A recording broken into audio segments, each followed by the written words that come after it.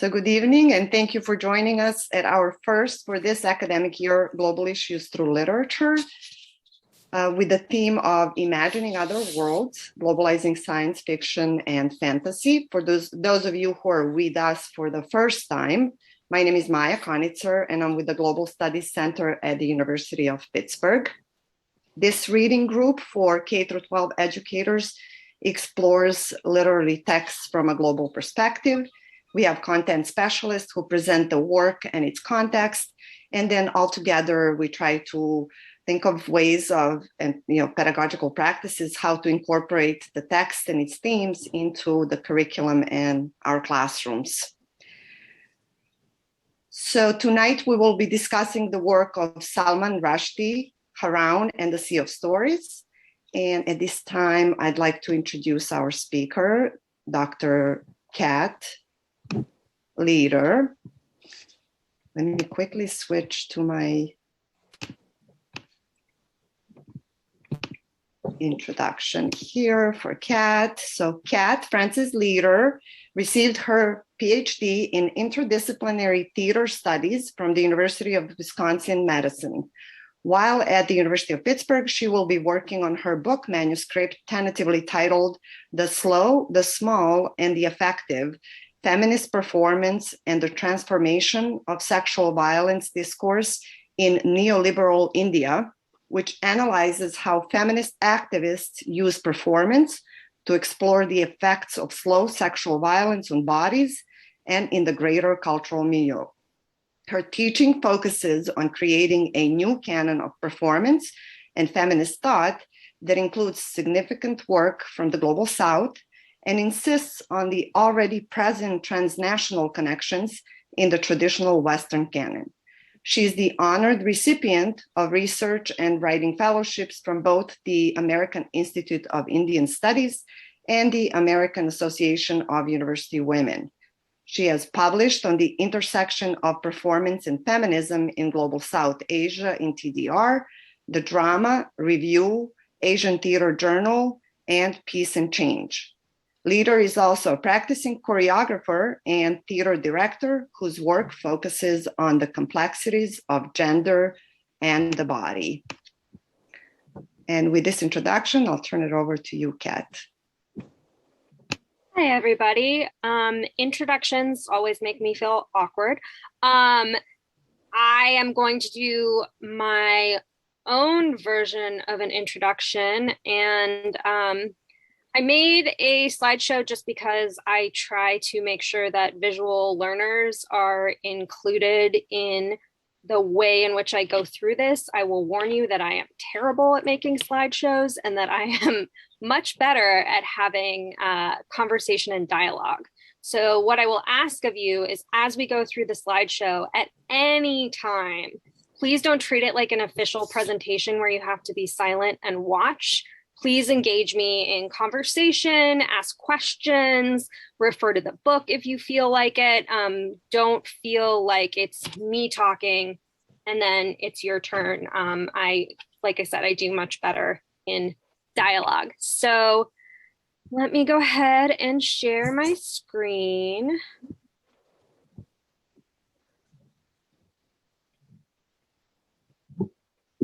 I think this is what I want. Sorry, my system is blocking me. I have to change some preference.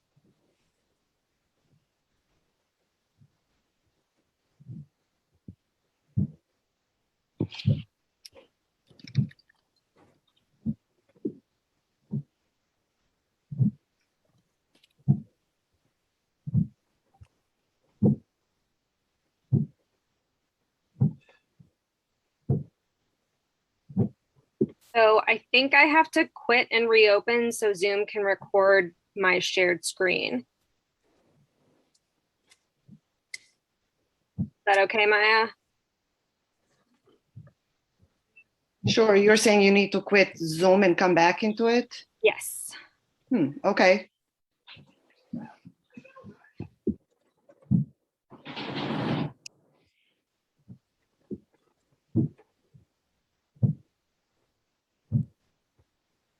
after all this time, we're still running into roadblocks.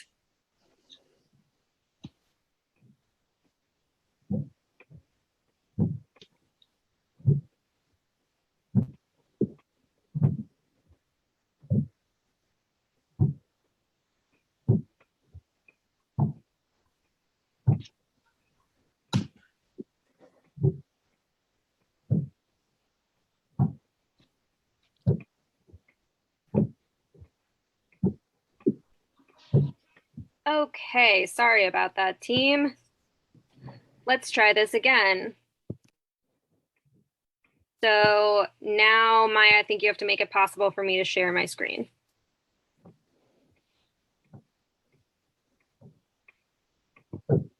It should be good now. Yep, it's working. Can everybody see this? Lovely. Let's start our slideshow.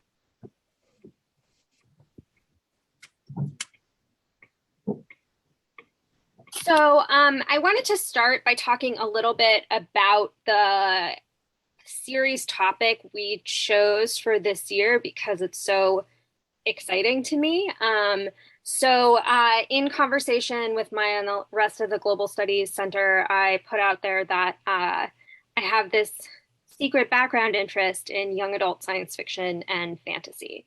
And that in the past 5 years, I would say, there has been an explosion of science fiction and fantasy written from non-Western perspectives. And what I mean by that is science fiction and fantasy that introduces young people to ways of not only seeing and thinking about the world, but seeing and thinking about people who have had very different experiences of what the world is. And I think it's a gentler introduction, particularly for the kinds of young people that I think a lot of us work with who haven't necessarily encountered a lot of people who are very, very different from them, because the tropes of science fiction and fantasy allow a slow introduction into a new world with new rules and different stakes. And any young person who has read books with magic is expecting that. And so they enter into this discourse thinking of this other world, like a magical other world. And we're slowly able to bring in these topics of otherness in ways that encourage them to really deeply engage with that otherness as a real world problem through the lens of fiction and fantasy. And that's really exciting to me. And later on in the discussion, we'll talk about other books that, at least right now, didn't make the list for the series, but that I think are amazing. And some of them are classics, but a lot of them, like I said, have been published in the last 5 years. And that's a really wonderful resource for young people. I also think in general, it's easier to get young people who are more hesitant readers to get into a book about magic and space than it necessarily is to get them into, let's say, Animal Farm by George Orwell, which is a great book, but I think a little bit harder bringing people in. So that's all I'll say about that right now, but I just want to share that this topic in general excites me, and I'm happy to talk with all of you about it more.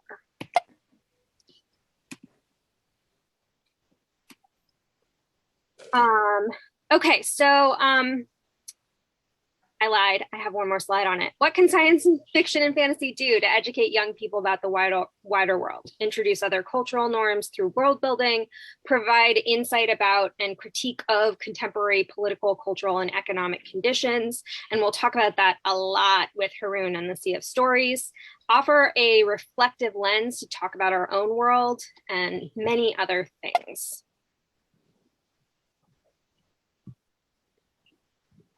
Okay, so you got the formal introduction from Maya, but I like to give a more informal one so you know where I'm coming from. My PhD, like Maya said, is in interdisciplinary theater studies. I have a minor in languages and cultures of Asia. That means I took a lot of South Asian studies classes, both as an undergrad and a graduate student. I speak okay Hindi. At one point I was close to fluent, but I'm not right now. And very bad Bangla, which is the language of Bengal and Bangladesh, and Urdu, which is the national language of Pakistan. I've lived in India for about a year of my life doing study abroad and research, so enough that parts of it feel familiar, not enough that I consider myself anything close to an expert. My work focuses on urban performance, and I think a lot about embodied knowledge, and that will come up when we go through this book. The reason I talk about who I am, and the reason it's so important, is because as we learn in the book, who is telling the story affects not only what the story is, but what the story does. So my subject position affects the kinds of information I can give to you and how you'll be able to use that information to teach this book in your own classrooms. So any questions about my subject position before we jump in, or thoughts about yours? Maybe it makes you nervous to teach a book that is referencing so many South Asian traditions that you might not be familiar with.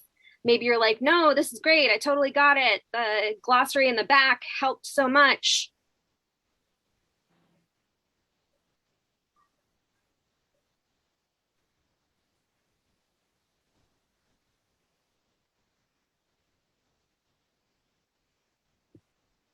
I'm getting nothing.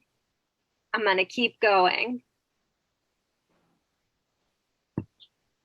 Okay, so Haroun and the Sea of Stories by Salman Rushdie.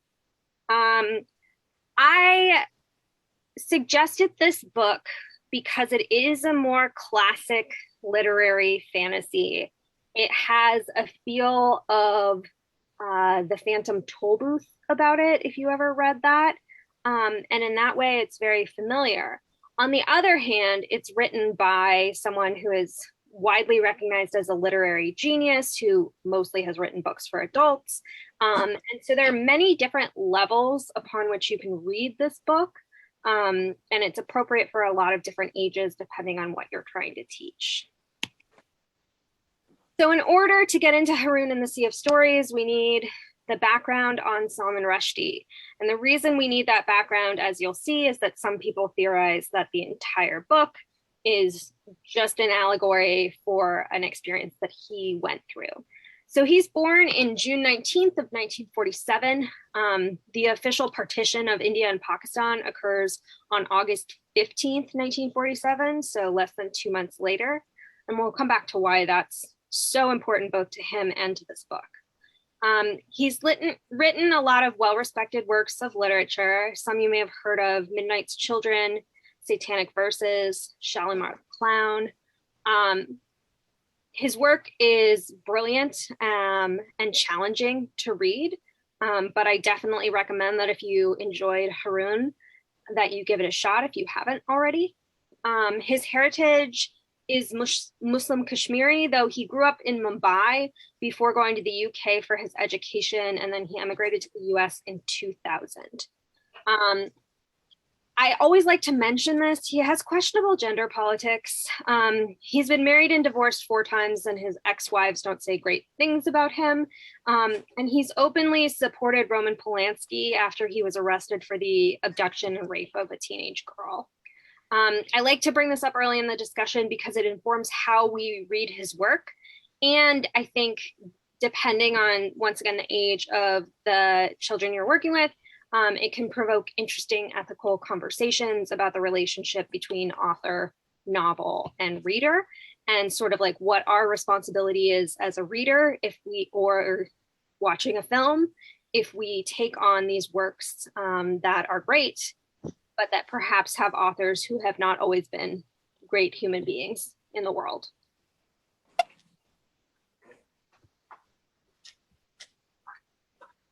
So, now we're going to get into a particular one of Salman Rushdie's books, And this story is the story that some people think he was responding to when he wrote Haroun and the Sea of Stories. And that's why we're going to spend a little bit of time on it. So one of Rushdie's most famous books, though not the one that has won the most awards, the Satanic Verses, created a huge controversy. It was published in 1988, and it was inspired at least in part by the life of the Islamic prophet Muhammad. The main character is actually Muhammad. And it's considered blasphemous because it suggests that certain verses uttered by the real Muhammad and later repudiated, he said the devil made him do it, tricked him into doing it. And these verses support a few other goddesses. In the book, in Satanic Verses, that Muhammad says that they were actually spoken by the archangel Gabriel, and that means that they came from God. This was a big deal. 13 countries banned the book after violent protests by their Muslim populations. Iran, India, Bangladesh, Sudan, South Africa, Sri Lanka, Kenya, Thailand, Tanzania, Indonesia, Singapore, Venezuela, and Pakistan. At least 39 people have been killed by Muslim extremists because of their connection to the book. A Japanese translator was, I believe, stabbed to death. A Scandinavian publisher was shot. And then 37 people in a hotel in Turkey were killed when a bomb went off at the wrong time that was intended for Salman Rushdie. So that's a lot of violence. All of this comes because the Ayatollah Khomeini declared a fatwa, which is a non-binding legal opinion on Islamic law, which called for the death of Rushdie and his publishers in 1989. Lots of extremist Muslims around the world responded to that call. As of 2016, there is a bounty of over $3 million on Rushdie's head. While the fatwa at one point was informally lifted, it has never been formally lifted. And so that bounty is still there. But Rushdie only lived in under police protection for a few years and hasn't been that worried since. However, in a couple of years after, this was a huge deal and people were actually dying.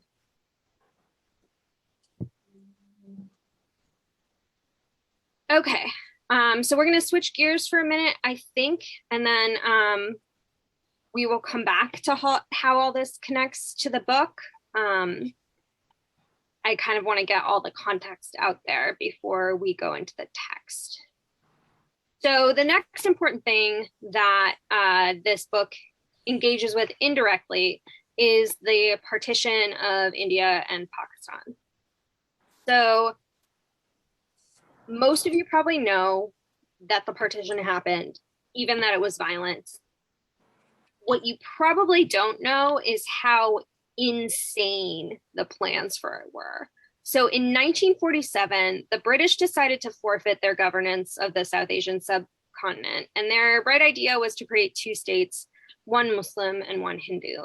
Now, originally they had wanted to create one unified state, and they worked with a Muslim leader and a Hindu leader.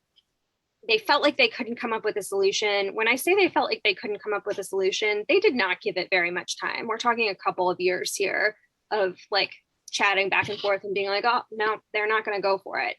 So the last Viceroy of India, Lord Mountbatten, arrives in March of 1947.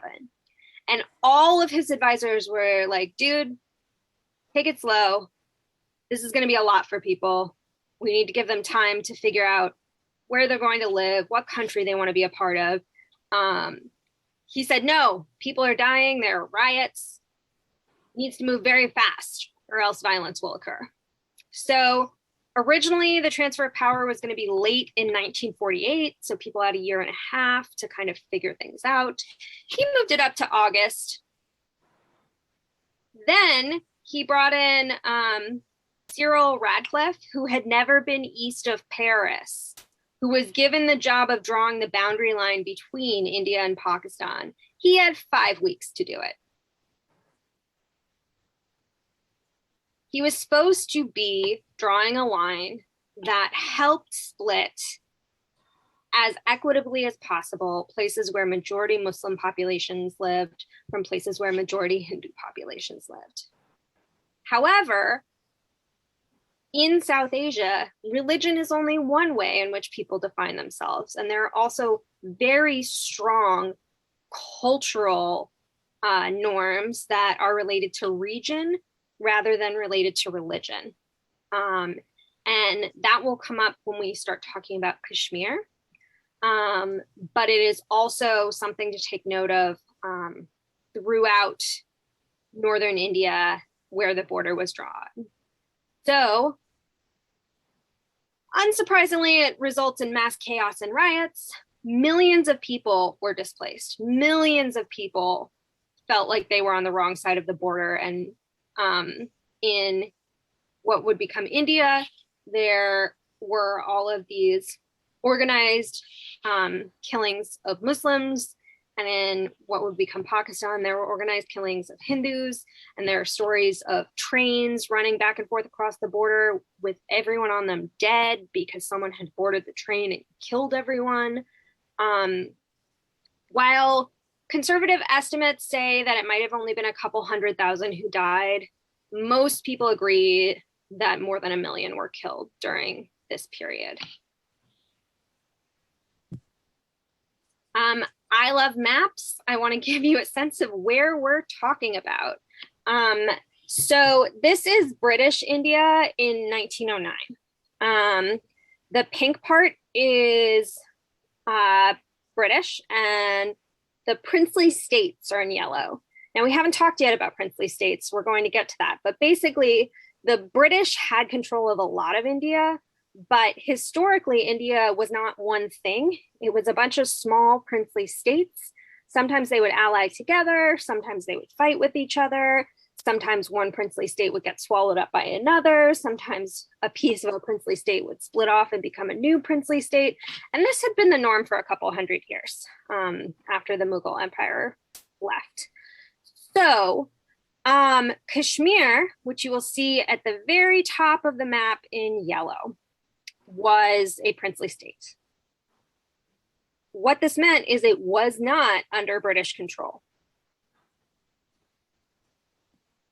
The prince there did negotiate with the British. They had a working relationship, but they were completely separate entities. I heard a voice.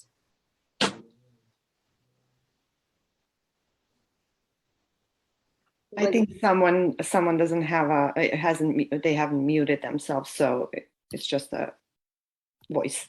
Oh, I got so excited.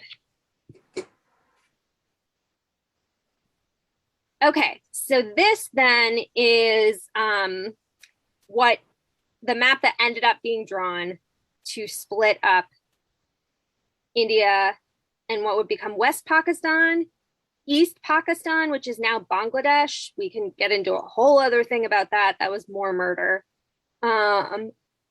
Burma, Ceylon, which is now Sri Lanka. And then you'll see Kashmir up at the top, disputed.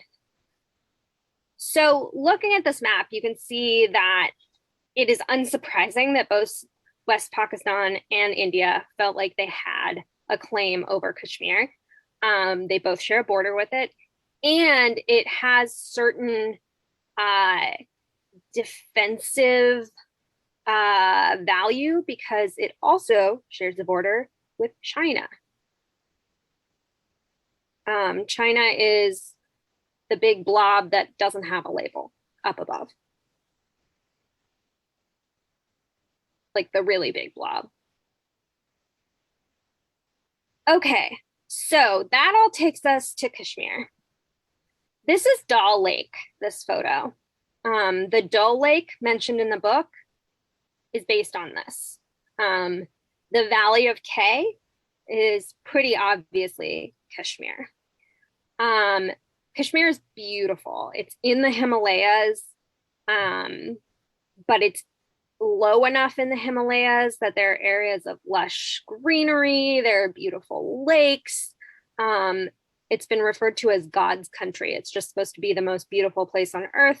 I have seen very little of it. I've been to Ladakh, which is definitely beautiful, but there is not an easy way to travel around generally. This is the disputed boundaries of Kashmir. So basically, because of where Kashmir is, about 70% of the population was Muslim in 1947, and 30% was Hindu. However, the prince at the time said, no, my people want to be independent. And you can understand how that might be the case, right? It's sort of this chunk sitting off on its own at the top of everything. And it had been ruled by a prince that had a different culture than the part of India that was British controlled. So Kashmir was its own princely state in 1947. But the government of what would soon be Pakistan really wanted Kashmir. And so Pakistan blockaded Kashmir so they couldn't get any supplies. And the prince turned to British India and asked for help. But British India said, we'll only help if Kashmir accedes to India. So if Kashmir agrees to be part of India. At that point, part of Kashmir was already occupied by Pakistani militants. And so the prince felt desperate. So he acceded to India. But there was a provision in those documents, and it said that a referendum would be held as soon as the Pakistani militia was pushed back, and the people of Kashmir would get to decide what happened to Kashmir. And they were supposed to be allowed to decide for independence, to belong to Pakistan, or to belong to India. That was in 1947. They still haven't gotten a referendum. Not even like talks about how to get to a point where they would be allowed to have one. And the first prime minister of India, who's considered this great upright figure, Jawaharlal Nehru, even promised Kashmir the right to choose. They've never gotten it. They have always been more or less half occupied by Pakistan and half occupied by India. So, because of this, inhabitants of the valley are treated by both armies like terrorists. There are regular extrajudicial killings, disappearances of people, military lockdowns, and media blackouts. Most recently, if you were in Kashmir, you could not get on the internet. Your phones were not working. This was, I believe, right before the COVID lockdown started, but it was terrifying. The people of Kashmir have essentially been prisoners in their own land since 1947. I'm happy to share lots more resources with you, but it's a very, very upsetting situation. And not unlike what people are struggling with in this country, the idea that the government military treats you, a citizen of that government, of that land, like an enemy, I can't even imagine what that would be like.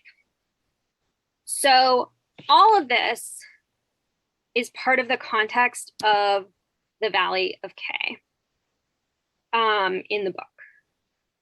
So I'm going to stop here in terms of history and context, and I'm going to propose a couple of different ways of approaching Haroun. And what I'd like to do is see which ones appeal to you or excite you, and then what I'm hoping is that we can split into discussion groups who will explore different ones of the approaches in more detail. And then think about an assignment they might put together for each way of approaching the book. And then I thought in the second half, we could come back together, talk about those different approaches, and then dive into the plot of the book a little bit. How does that sound to people? Sounds good. Okay, so here's what I came up with, and please feel free to add more. So the first one, the value of free speech. We can connect that one to the Satanic Verses, Salman Rushdie's experiences, but also more general conversations about what constitutes free speech, how we define it. Is there speech that should be limited or regulated? What would that look like? The second is the value of stories or of magic more generally in everyday life. The third is knowledge production and the value of alternative histories or ways of learning. In particular, I think that some of your comments on the Jamboard inspired this one for me. The idea that not all history is taught through capital H history that most young people get in schools. It tends to be a dominant history. So how do books like Haroun and the Sea of Stories offer a sly way of entering different histories, thinking about different knowledge that is valuable, that maybe isn't treated like fact, like Mr. Sengupta wants, in our daily lives? Another one could be teaching Indian culture. For instance, a unit on Bharatanatyam, which is a classical Indian dance style that Abhinaya in the book performs, the Shadow Warrior. There are amazing videos out there of actual Bharatanatyam performances. Another is the history of Kashmir, an allegory. And the last one, take it or leave it. When I read this, so many visuals come to life in my mind, and I think it could be really fun to engage kids in trying to draw out different characters or scenes, or turning it into a comic. So with that, I'm gonna stop sharing my screen, but I'll copy these into the chat.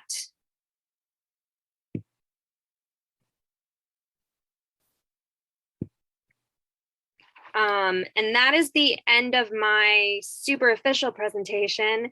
Before we go into figuring out next steps, does anyone have questions, things they want to talk about more, things you want me to talk about more?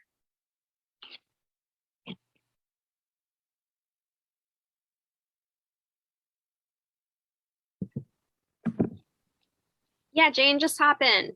Okay, I guess I'm just curious to hear a little bit more about Rushdie's response to the, I realize that this book is kind of his response to the turmoil about the Satanic Verses, but how has he responded to the bounty on his head, or knowing that so many deaths have occurred as a result of his writing? Yeah, so I am not the expert on this. From the research that I have done,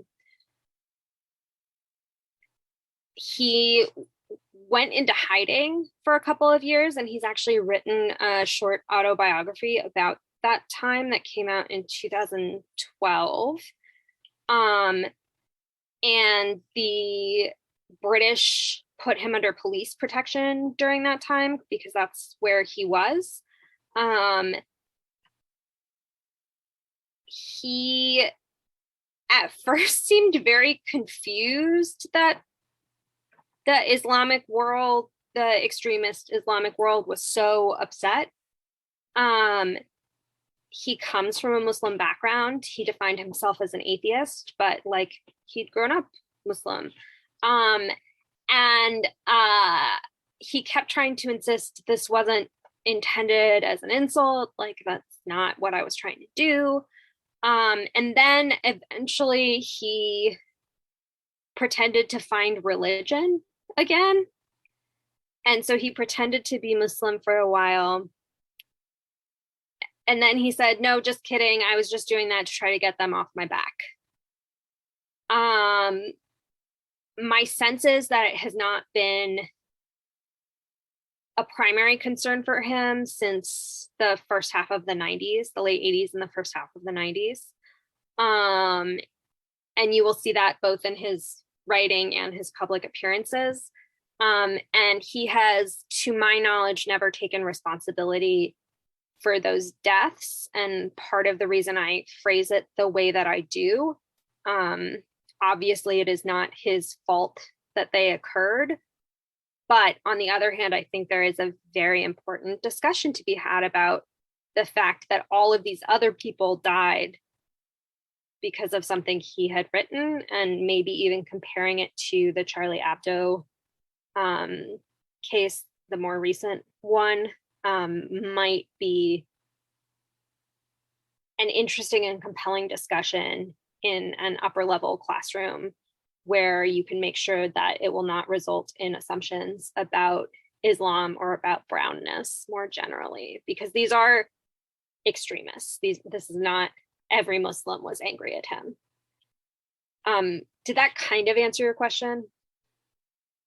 Yeah, I was just curious to know a little bit more. You mentioned that like he hadn't been worried about police protection, and I didn't know how cavalier or not he had been as a result. Story about him like showing up on stage at a U2 concert during his time in hiding. And there was a bodyguard who tried to publish a book about how he conversely like didn't care about police protection and wanted to commit suicide. Went back and forth between those two extremes. But that got squashed by the British court because it was considered libel. So unclear if it's true. I think Elizabeth had her hand up. Hi. Hi. Thanks for that. Oh, sorry, I'm trying to put my camera on. Thanks for that introduction. It was really helpful. So I graduated from Emory University, and I recall when he came there as a professor, just kind of all of the different viewpoints of having him on faculty there. And I guess I'm wondering, like, I thought the book was beautiful. I teach middle school English, and I think it could be an amazing book to use. But I'm wondering kind of in the context of what's going on politically with teaching different historical perspectives and what types of literature we're teaching in our classrooms, how to kind of address that. So I know that one of our 8th grade teachers this year has had some difficulty with just speculative fiction unit to begin with various backgrounds of students at our school. And I initially was like, oh, wow, this has, a flair of India in it. But I also know kind of the backgrounds of some of our Indian families that I don't know that they would appreciate us reading this. So I guess my question is like, where and sort of what's going on politically about what you can and can't teach right now, and how parents and families respond to it. Like how could that be addressed? I actually think that's a great question potentially to make the focus of one of the discussion groups, because I think it will come up again. I'm not sure whether I'm teaching another book later in this series, but if I do, it will probably be one that engages with Black Lives Matter through science fiction and fantasy. And so I think would have a similar, like all of the stuff about critical race theory. So I think that this will continue to be a thing throughout the things we're teaching this year. And I'm interested in other people's perspectives on this. I do think that part of the pleasure of Haroun and the Sea of Stories is that you can just be like, but it's like the Phantom Toll Booth or like 1984. It's like a classic of fantasy sci-fi literature. It's not political. And then bring into the classroom, perhaps instead of going into the Indian history, talk about one of the things that really interested me rereading this book right now is thinking about fake news and thinking about fake news along this sort of like dramatic argument for all talking is good talking, all information is good information. So I think there are ways that you could go around and use the context that I've provided to help you teach rather than to give directly to students. But I also hear you. So let's keep that question and maybe make one of the groups about it. Would other people be interested in discussing that more?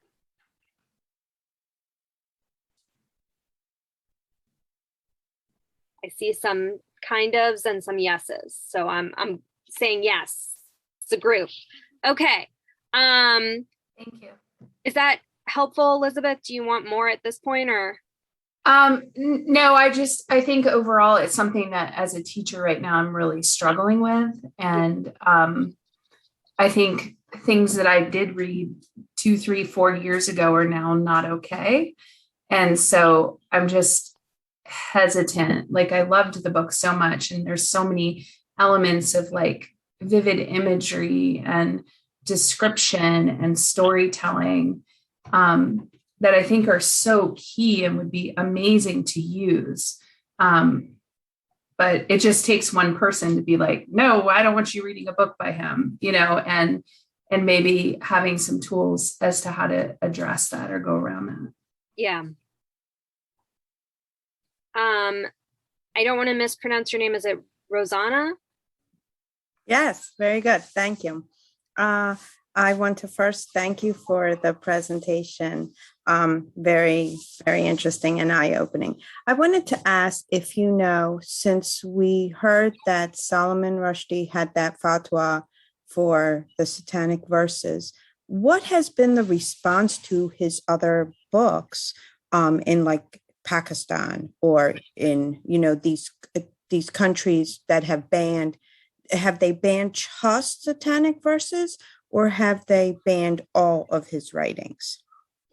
So I don't know about every country. My specialization is in India, where they have fewer problems with him because, at least right now, there is a very conservative Hindu government in charge who he has, in fact, openly and loudly critiqued. He really does not like Narendra Modi. And as far as I know, in India, Satanic Verses was the only one that was going over the line. And partly, I think, because it's the only one that has actually created real violence in the real world. It is just treated like it's on another level than his other works in terms of offensiveness. Like I do know that his other works can be taken as offensive by Muslims, by Hindus, by nationalists. He enjoys speaking truth to power. But because Satanic Verses felt outright blasphemous, it was just treated more dramatically. But I will have to look into it to really answer your question.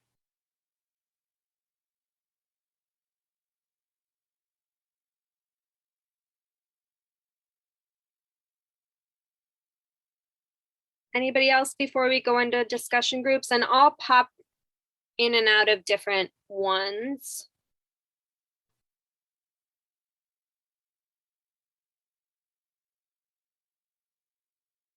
Okay, so I'm gonna start copying in the information.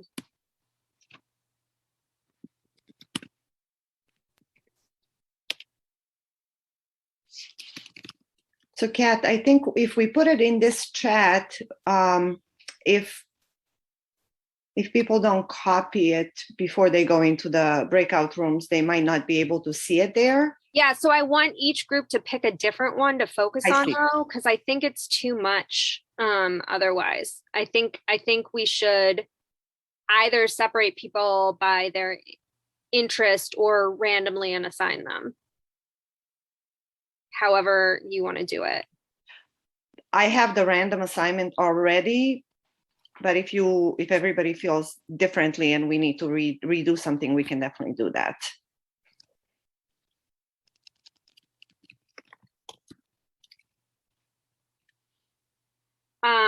It will just take us a few minutes then to decide which people need to go in which question group, right? So here's what I would like to say. I think there's a lot of shyness right now. Can people in the chat say if they have strong feelings about one they're interested in or not interested in? And then secondly, if you're okay with being randomly assigned based on the ones people are most interested in. And we'll give you a minute to do that, and then we'll make a decision.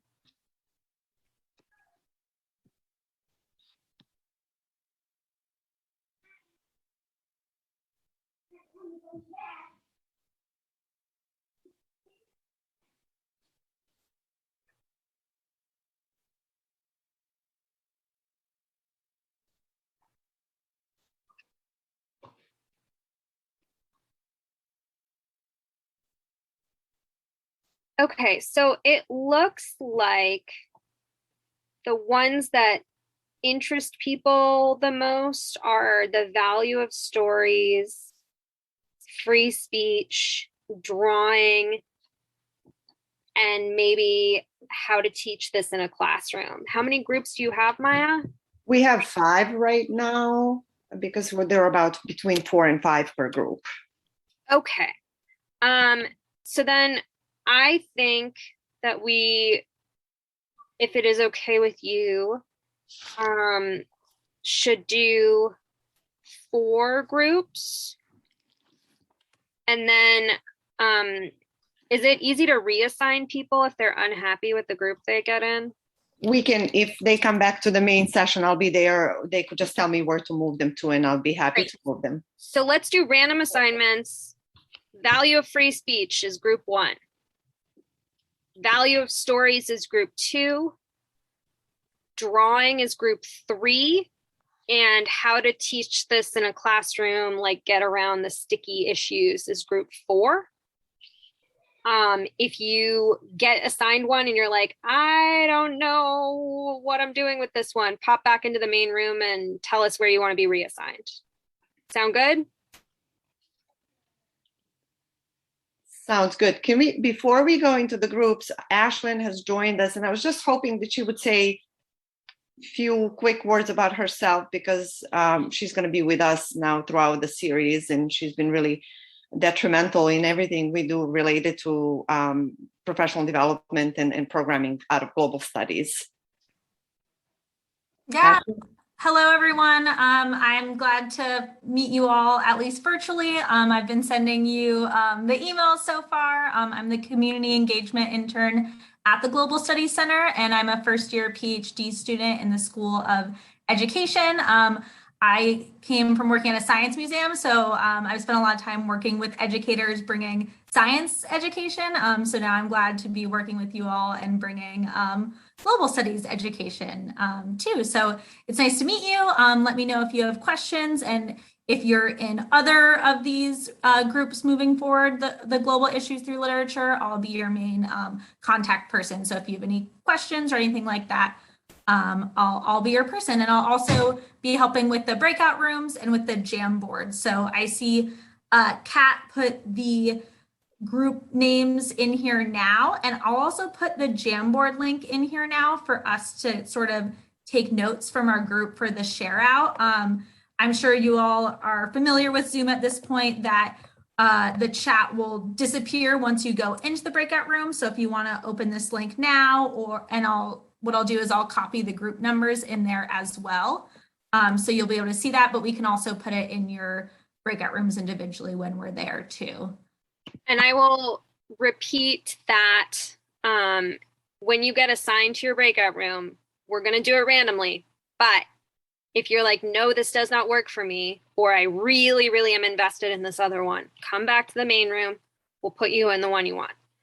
Yeah, I'm already reading comments. And so I moved Elizabeth to the group she wanted to go to. And Barbara, just to confirm, you want to go in Value of Stories group?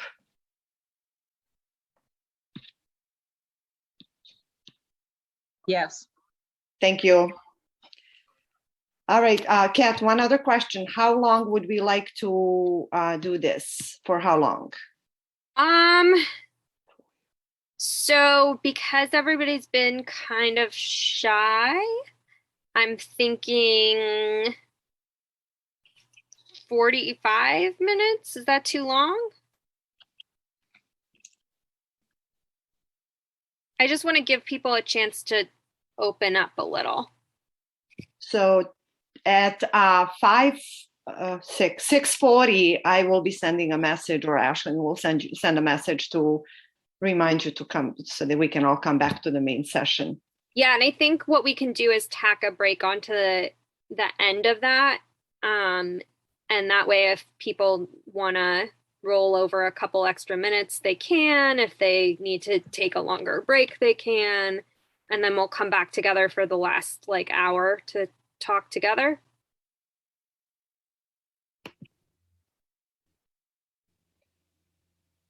Okay.